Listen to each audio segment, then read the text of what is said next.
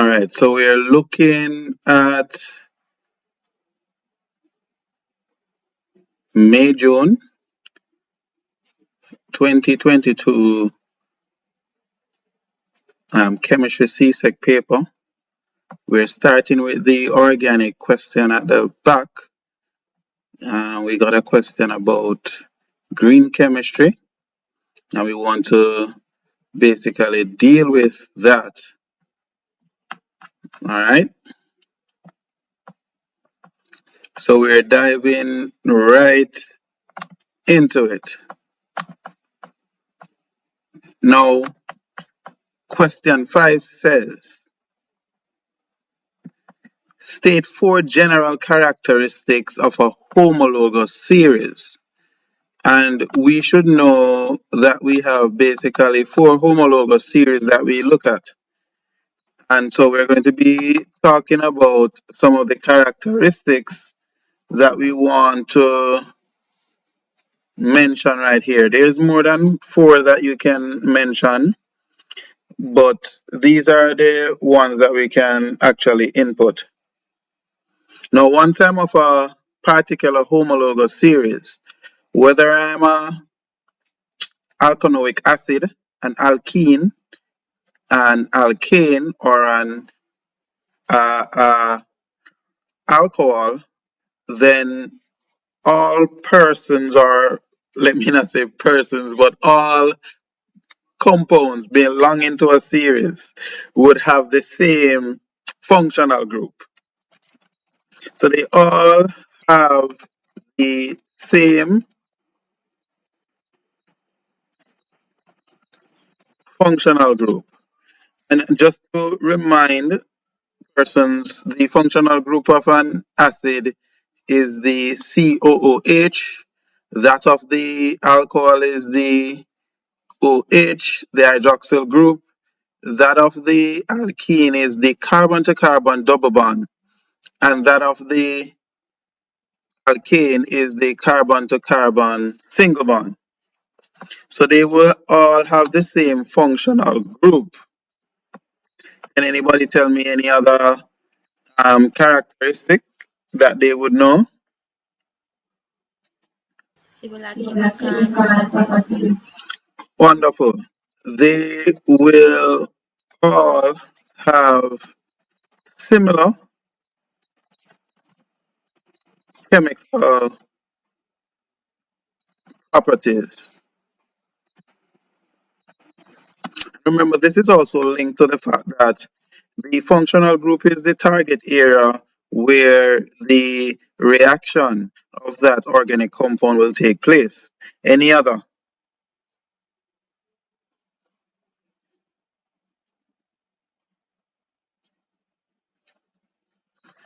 They should all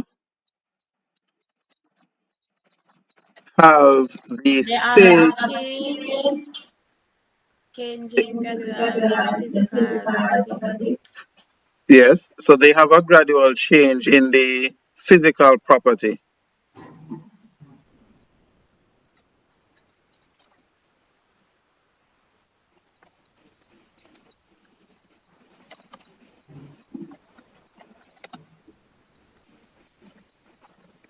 So this is also linked to the fact that you're adding one CH2 as you are basically moving along the next represent the 5th or the 6th or the 4th or the 3rd.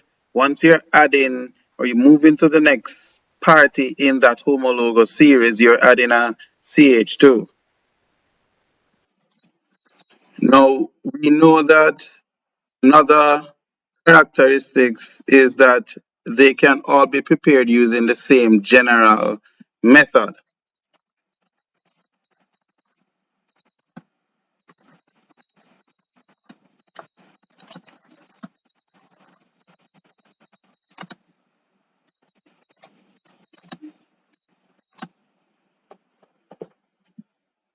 And as we said, they asked us for 4. Um, when you mention the the functional group, they also have the same general formula. So that could be another characteristic.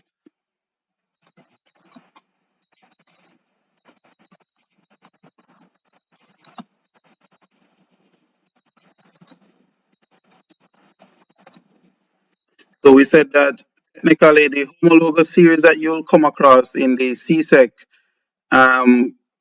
course, we will deal with the alkanes, the alkenes, the alcohol, and the alkanoic acid. So this information would have given you the insight for question 5, and it is worth 4 marks. So part two says write the general formula of the alcohol homologous series and the molecular formula of the fifth member of the homologous series. So we know the general formula is CN,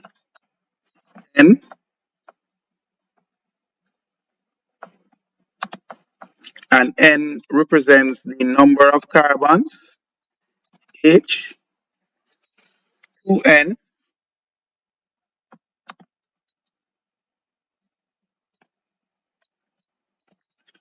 plus 1, and then we have the functional group OH. That's the general formula for an alcohol. And so the alcohol, basically, if you note that one of the hydrogen is not basically registered in the total hydrogens that we have there. So we're going to be looking at the two ways that we would have been able to illustrate the fifth member. And so what's the prefix for 5?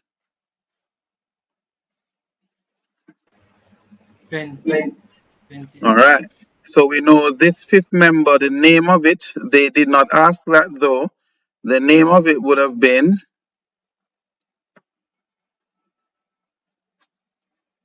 what's the name of it? Pentanol.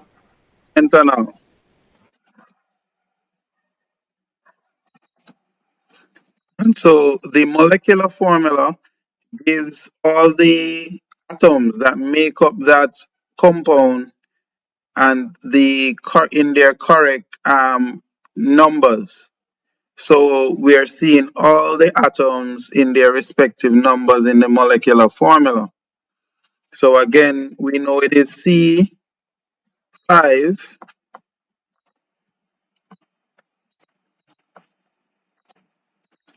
and it is, if you look at the general formula, 2 times 5 plus 1, so that should be 11, and we basically have the OH. Now, if you really want to take into consideration the total numbers of the organic, the hydrogen, we can put them together because it's really a representation. We really just single out that functional group. So we could basically have, let me just copy and paste this. We basically could have C5H12O. And this will also represent pentanol.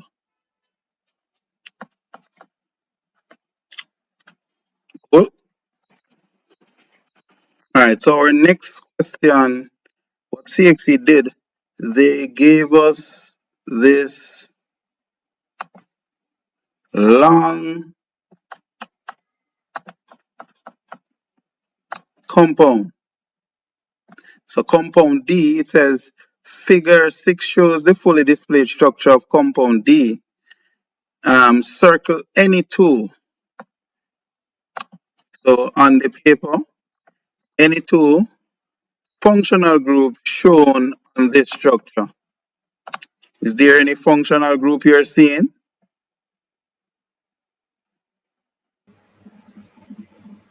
Alkene, All right.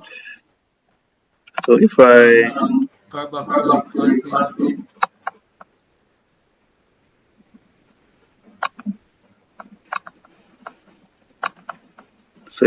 circle that right here would have been our alkene.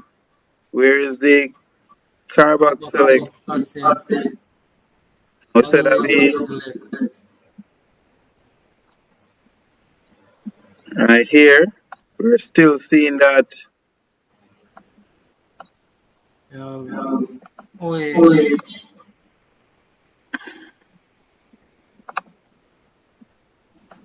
We're seeing an OH. right to the right of the alkene, all the way over. So that is a part of the acid.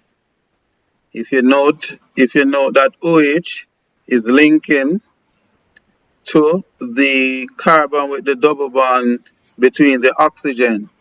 And we know this is a representation of the acid that you spoke about. So this is the functional group of an acid. Would the OH be alcohol on the excrement? And that's what I'm saying. This is a part of the The entire carboxylic, functional group of the acid. Now, oftentimes students look past, but remember there's a functional group of a carbon to carbon single bond as well. So any one of those carbon to carbon single bond would represent the alkane. That's the functional group of the alkane. Also, this functional group is sometimes missed by students. Remember, when you have that acid reacting with a alcohol, the process known as esterification, a condensation reaction, we basically have the ester being formed. And this is the functional group of the ester. So we want to just ensure that these are outlined. So we basically have the ester right there. We said that we have the alkene right here. We also have the alkane,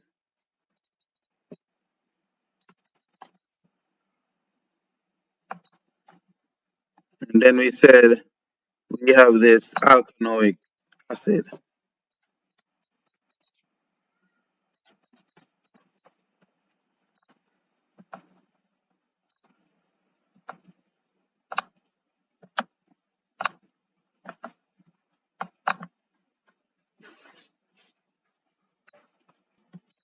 All right, so this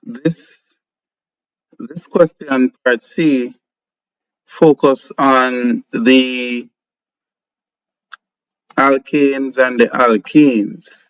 It says experiments were carried out on two hydrocarbon. A hydrocarbon, as we know, is a compound that contains only hydrogen and carbon. And for your level, you would have dealt with both alkanes and alkenes. And this, they use the hydrocarbon, the gas sample, E and F, to determine which gas is ethane and which gas is ethene. Table 4 presents the experiment and observation. So when we look at table 4, experiments and observation, on the extreme left, each hydrocarbon was bubbled through bromine water. And we would know that bromine basically has this reddish brown appearance. Now, or orange to some extent. Um, Hydrocarbon E orange bromide water becomes colorless, right? So whatever hydrocarbon that was there, the hydrocarbon decolorized the bromine water. While with hydrocarbon F, there wasn't any reaction. It says state the difference between alkanes and alkenes. Now, basically, you can probably sum this up in three ways if you want to identify the difference. We can talk about the difference in terms of saturated and unsaturated. So, based on that, we know alkanes are considered to be saturated, while alkenes are considered to be unsaturated. We can we can look at this as well if we talk about the type of functional group. So in the alkane, we have only carbon to carbon single bonds, right? While in an alkene, you would have at least one carbon to carbon double bond.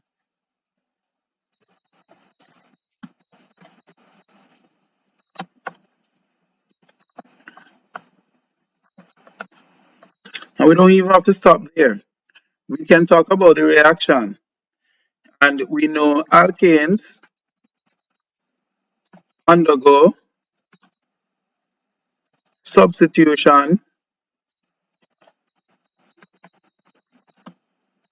reaction, while alkenes undergo addition reaction. So these are three ways you can basically differentiate the alkanes and the alkenes. I think any one of them would have provided you with that 1 mark. Cool?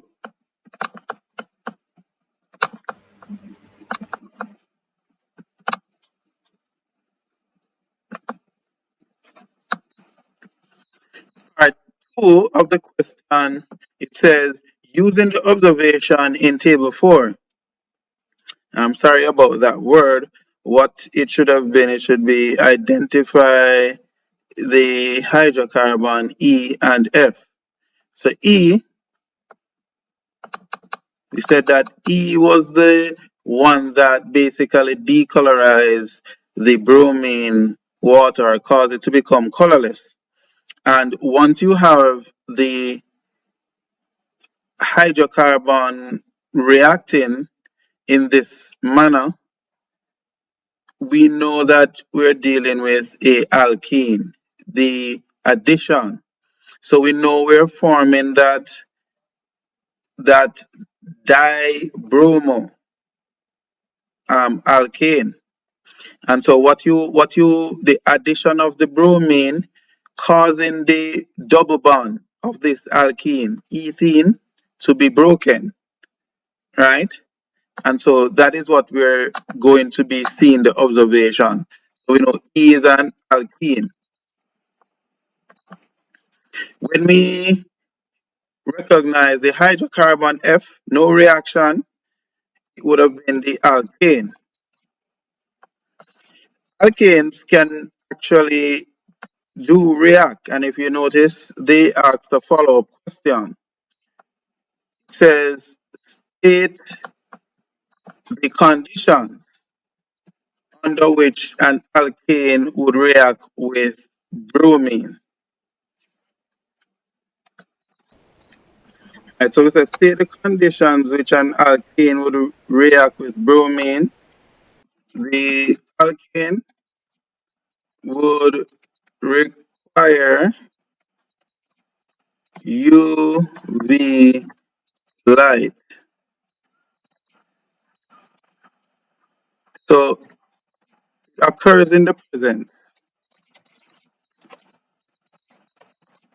of UV light, if you want to put it another way. And so you would have acquired 1 mark for that. Now, 3 marks is being awarded for this aspect of the question. It says, write a balanced chemical equation including state symbols for the burning of ethene gas in air. Now we know ethene, what's the molecular formula? C2H.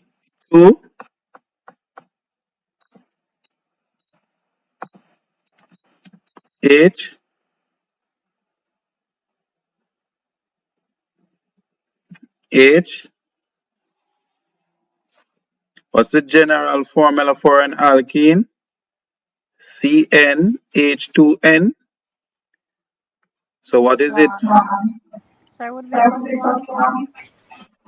No. CNH2N.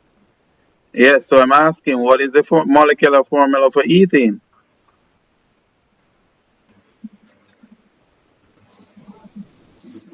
Times 4. CNC2. Four. 4. So C2H4. We're taking too long, guys. Once you know the general formula, you would have, quickly said this is a gas. And what we're basically doing, we're reacting it with Oxygen. oxygen. We know oxygen is a diatomic element, so we know it's O2. It's also a gas. Carbon dioxide.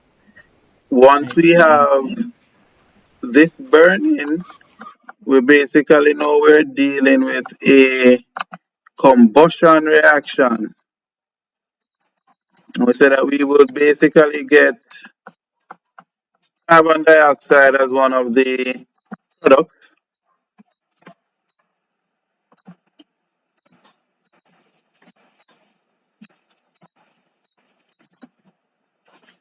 And we also obtain water.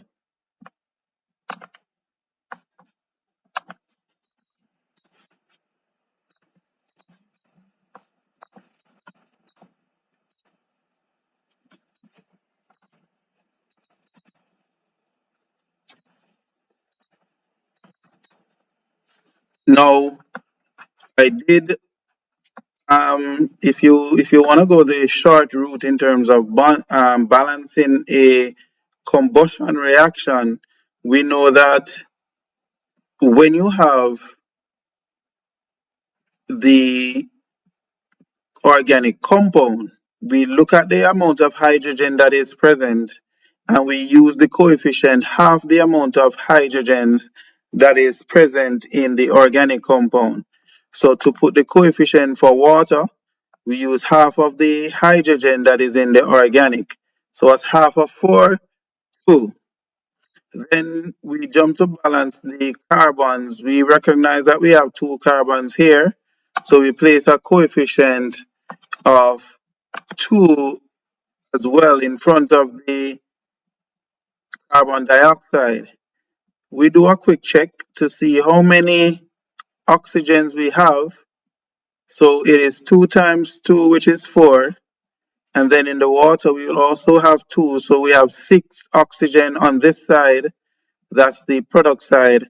And so we have 2 on the reactant side. In order for us to obtain 6, we want to find a number that we'll multiply this by to get 6, and we know that would have been 3.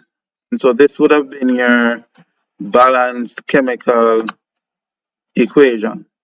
Bear in mind, this method works with any organic burning of any combustion reaction that you're using, whether alcohol, alkane, or alkene. You can just use that simple method to basically get to your balanced chemical equation, and you would have obtained your 3 marks.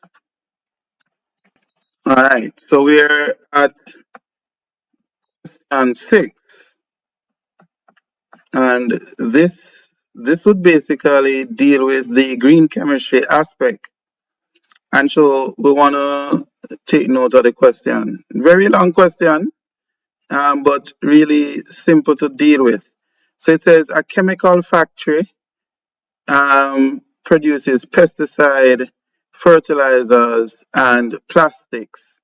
Now, again, a student may be wondering what pesticides and fertilizers would basically have to do.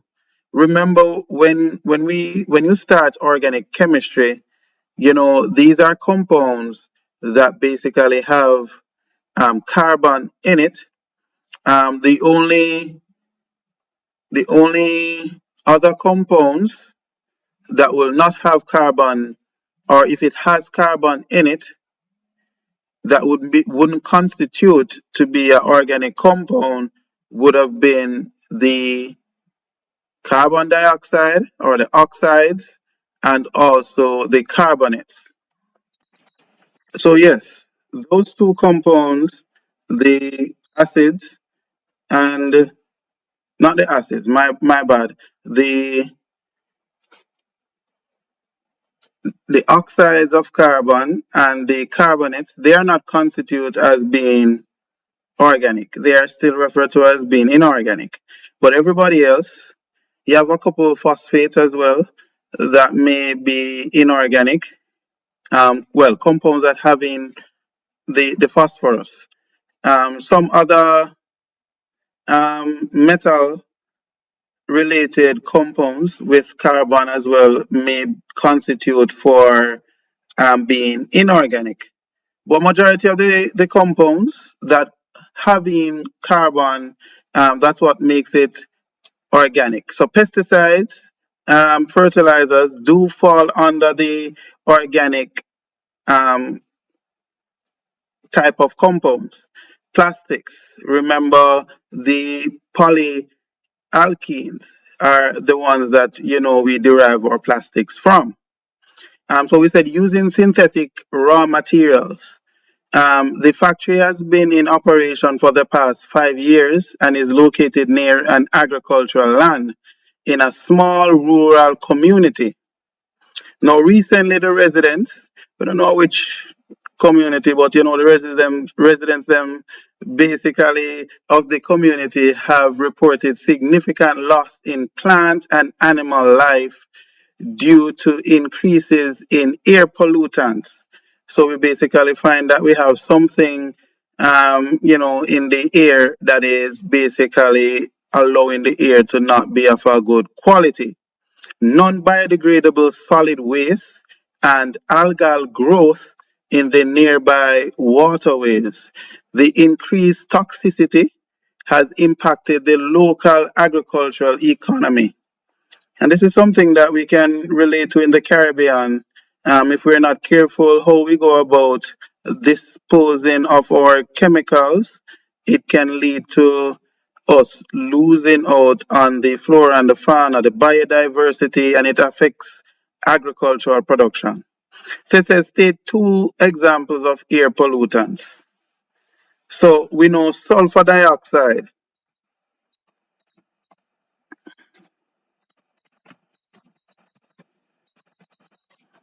is one of those. We have heard of the CFCs. We also, and that is the chlorofluorocarbons.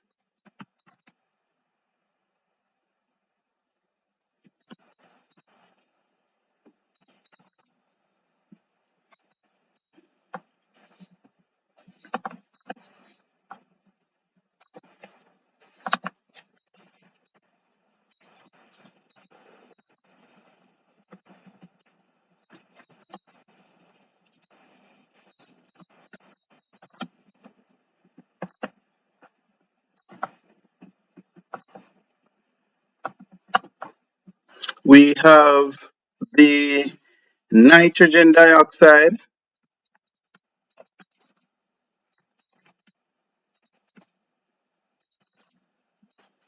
We also have bromofluorocarbons, carbon monoxide,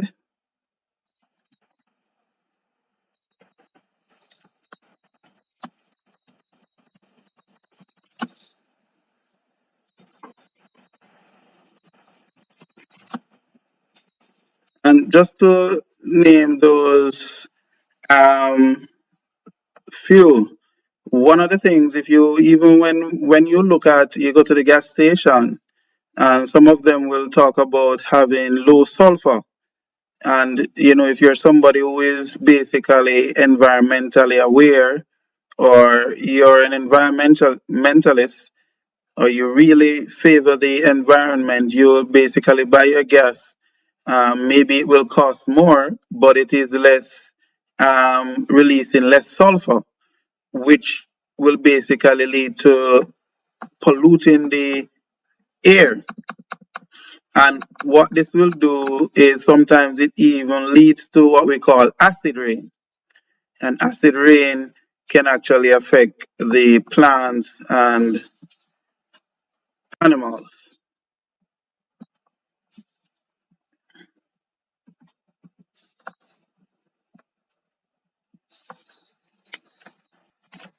All right, so it says suggest three substances found in the products produced by the chemical factory that may have contributed to the increase in algal growth in the waterways. Let me.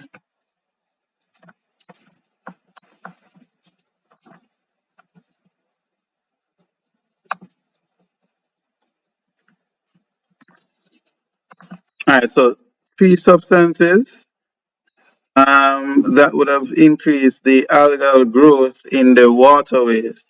Now we know these are producers, and if you this is where your chemistry will cross with your biology. One of the things that the substance would do is to provide nutrients, and this process is technically known as eutrophication. And so the increase in the fertilizers technically would have a lot of nitrates, the phosphates,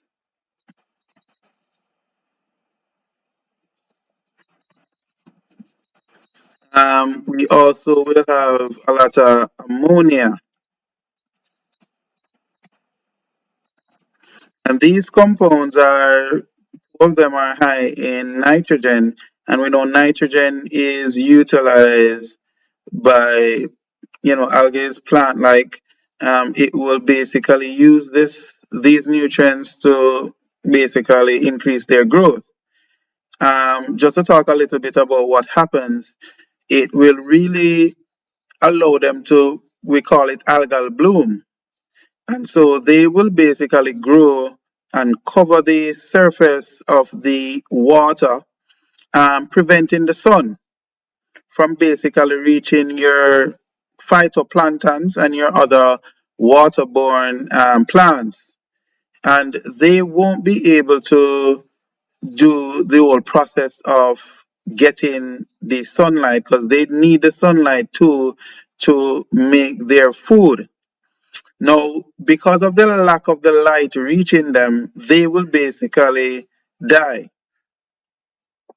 And their death will lead to the microorganism, the bacteria, the decomposers will basically start to decompose that plant material, because of the lack of the would have called the producers, there is going to be less oxygen.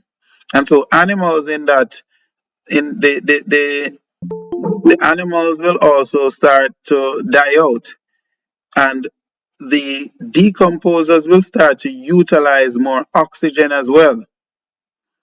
And so what they will do eventually, the lack of oxygen will deplete into this waterway, And overall, it will even start to affect the algal bloom. So they will actually start to die out as well. And then that is the time that you will actually have a little break in terms of their covering. Sunlight starts to reach back into the pond, and you may have some regrowth of the phytoplanktons and the other aquatic organisms in the pond. So if you're not careful, one of the things that they suggest, you would have recognized that this factory is beside the farm. So the pollutants would have basically gotten in the waterway, maybe a shower of rain. The groundwater is what will basically be feeding these waterways. And so once it gets into the waterway, then you're going to have this increase in the algal growth, and then it will lead to the process of eutrophication. Not true?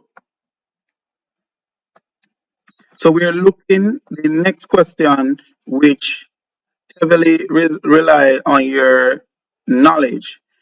Students sometimes ask me, what is this green chemistry about? Oftentimes you may see persons or companies saying go green. Not necessarily green chemistry, but they're saying go green, printing less paper, because we know those things are what paper is coming from plants. Some of these products are non-biodegradable, and so they will be staying in the environment for a period of time. We in the Caribbean, we basically went, we know Jamaica did the whole banning of plastics. When it comes on to garbage disposal, that's a very, very key point, because these wastes, and that's where green chemistry comes in. One of the things that they will look at in green chemistry is how we go about designing products in such a way that it doesn't create any hazardous substances in the end. So green chemistry deals with designing chemical products, and you're using processes that will reduce or eliminate the production of harmful or hazardous substances. So we just want to put that in writing. So we said this is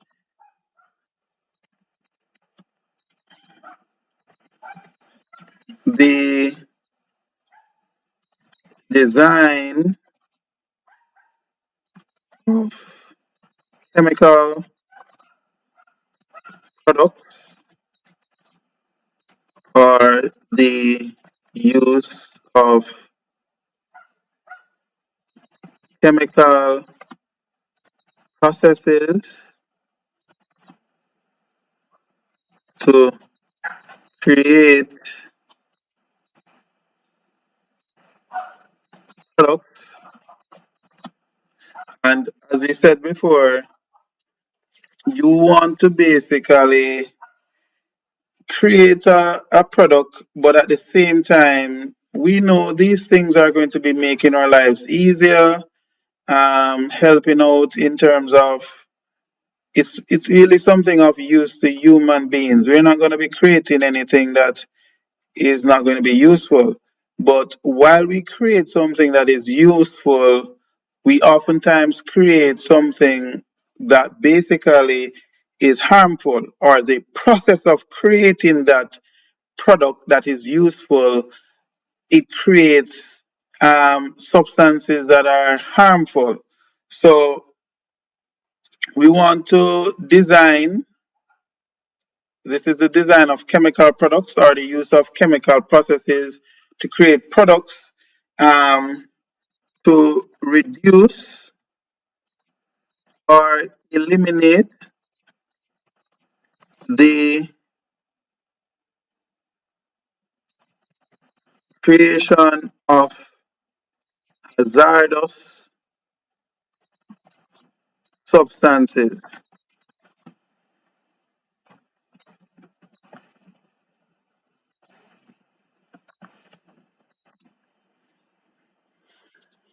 So while we go about creating these substances, we don't want to basically have at the end a product that is dangerous. Back in the day, scientists, the same even in agriculture, they created what we call DDT. It's a pesticide, and DDT was banned later on, and it was banned because it basically was linked as a carcinogen, because it could have caused cancer, and so it stays in the environment for a long period of time as well.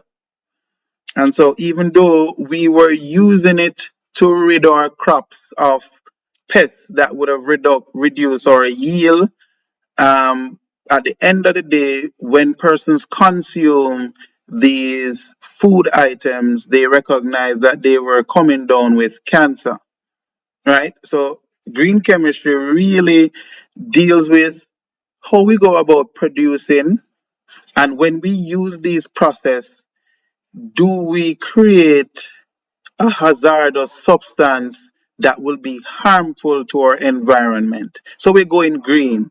So while we are trying to improve, sustain our environment, sustainable agriculture is one term that is used. So we don't want to destroy the environment. And a lot of times it is because of our future generation. So sometimes the generation now is not so, conscious that our younger generation will be coming wanting to have this planet as well to be utilized. Not true. So that is what green chemistry is all about.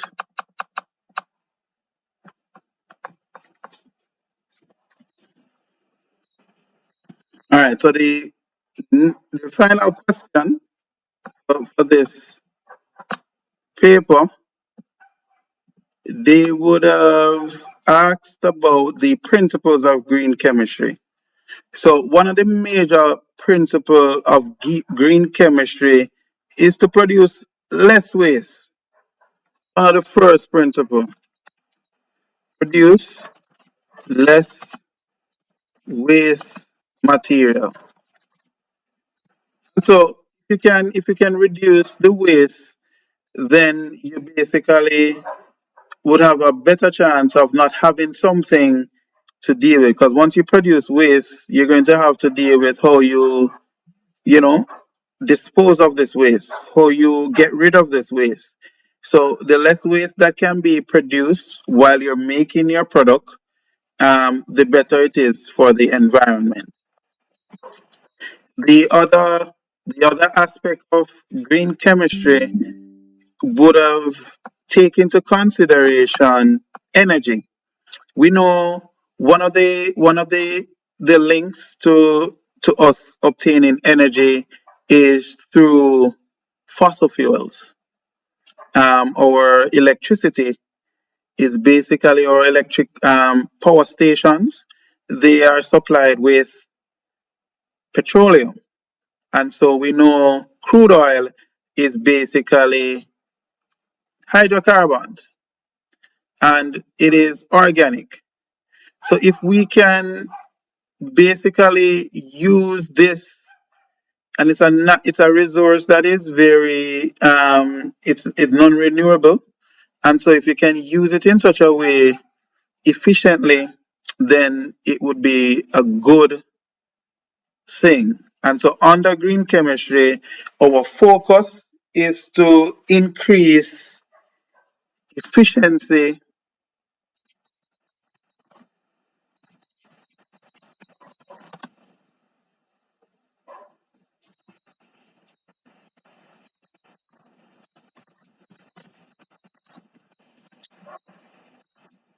of energy. When we're carrying out when we're making some of these products, we basically will be having some form of reactants. If you're looking at the chemistry aspect, some of these um, products that are made, are done so through chemical processes. The making of fertilizers is a process. And so one of the things that green chemistry does is to eliminate, or you can eliminate it in its entirety. So I want to use the word reduce the use of harmful solvents.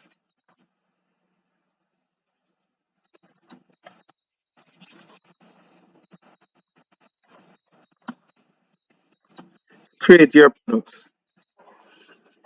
So in other words, what we're really trying to do in green chemistry is to have safer reaction conditions as well.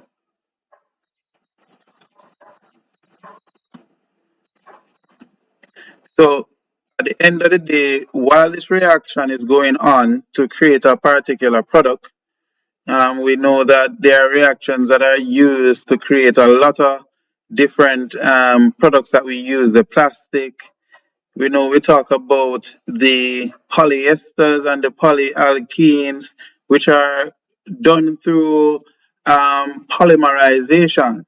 And so these processes, we want to ensure that the conditions that we do these reactions under to get the nice carpet, your nice clothing, your materials such as your nylon, those things should be made in such a way that while they're being made, it is done under conditions that are safe. And so it doesn't harm the environment or release hazardous substance in the environment while we're carrying out the process. So definitely, if I'm going green, once I'm going green, one of the major things that will come out is to create a product that should be biodegradable. So, as to not put a strain on how we go about dealing with the waste. So, some of these, again, Jamaica took the task of banning plastic bags, those black, what we call scandal bags, and they replaced them with paper bags. And that move was done because these are more environmentally friendly. We also have companies such as Megamart, um, Hilo, that created their eco bags. So these bags are made of material that even when the consumer basically is finished with them and they decide to dispose of them, they can basically break down and not stay in the environment to create problems. A lot of our drain and our water and even the burning of these garbage is what is leading to some of the issues that we are seeing in the Caribbean. So we want to create products that are biodegradable. And we say once we do that, we would have not only think about our current generation. As we said before, we want our children to have a earth that is of a certain level of, you know, ambience in terms of the atmosphere. We are seeing where things that are linked to global warming. And so we want to have products that will basically disintegrate after it gets into the environment and not just stay there and create problems. Cool. The the other thing about green chemistry, and we know chemistry, we deal with reactions. And we know a reaction sometimes have what we call a catalyst. And we know the purpose of the catalyst is to basically speed up the reaction. So under green chemistry, what the principle is that we utilize catalysts.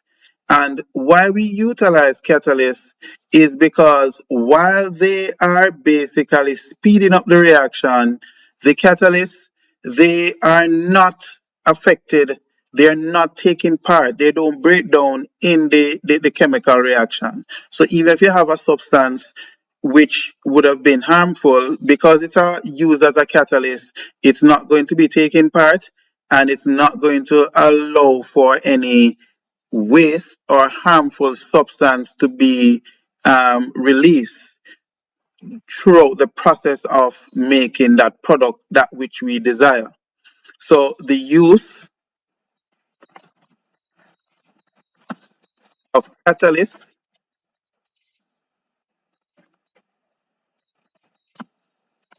while carrying out our reactions to create the different products. So that's another principle. Good. Now, another aspect to green chemistry, and if you notice, we really want to deal with the concept of this green chemistry in its entirety. So a principle, when you think about what you're going to be using, so earlier on we spoke about the petroleum. So green chemistry, um, if I'm going to be carrying out a process which requires energy, the the substance that I'm going to use to get that energy, I would prefer to use one that is renewable. So we are moving away from using just only petroleum. We can basically get energy. We have solar, we have wind, we have water. So these are some alternative. We have biofuel. We can get energy from biodigesters, right? So for this question, it speaks about any principle, any three. So what CXC did was to give you the option to choose. So what I tell students is to choose the ones that they are comfortable writing on, and so that you can be awarded a mark. The marks for this question would have been 6 marks. So if you are more comfortable writing on any other um, principle, you can do so. But in essence, you're going to now relate the principles that you have discussed or indicated earlier, and then you discuss them in terms of how we can minimize the impact of pollution on the local agriculture economy. One of the things is we wanted to ensure that while we are producing, we reduce our, and I notice I place prevent. We really very hard at times to prevent waste, but we want to reduce the waste material. And this waste material will not get a chance, or the less waste you have or the less waste you produce is the less impact it will have. And not only just to prevent or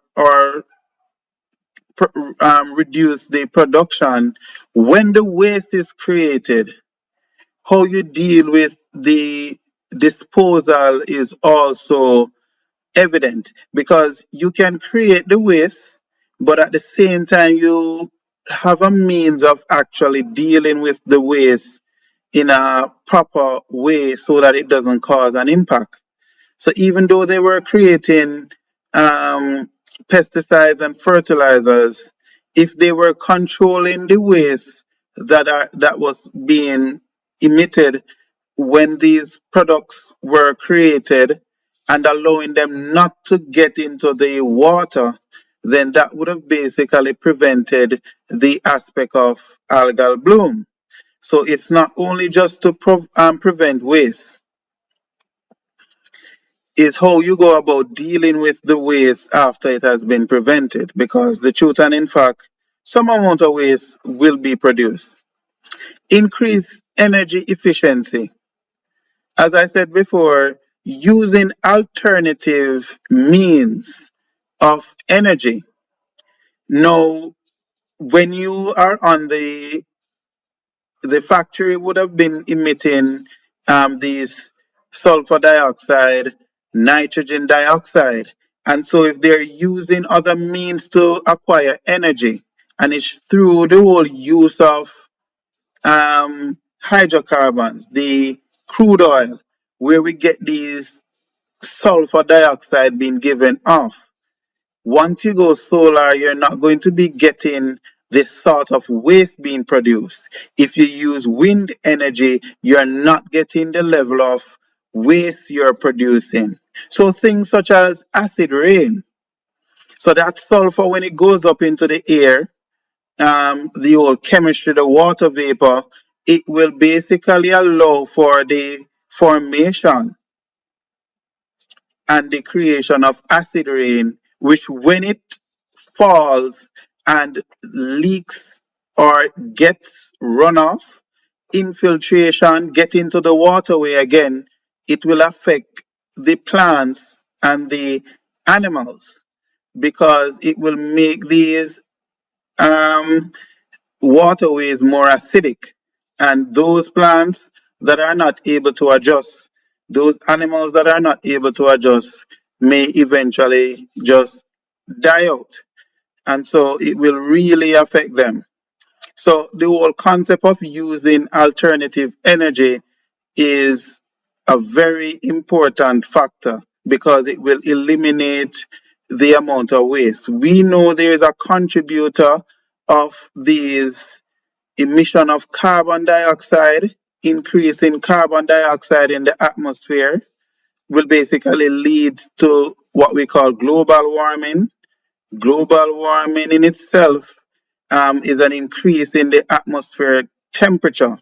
And so plants and animals, again, will be affected along that line. So it will affect our agricultural crops, again, due to longer droughts, frequent hurricanes. So the sector will be, think about the banana industry in the Caribbean. The frequent hurricane will basically wipe out these plants. And so it affects food security. So we really want to just ensure that what we're using, we increase the energy efficiency while we create our product, and at the same time, we minimize those harmful substances that we're emitting. Safer chemicals. One of the things that we said is that to use a catalyst that will not basically take part. So if we're going to be using something to create a product, we want to use something that is something organic that will not basically be there in the environment. We want something that is biodegradable.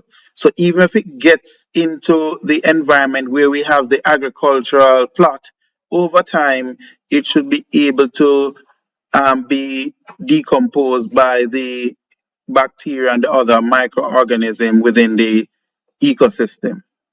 Cool?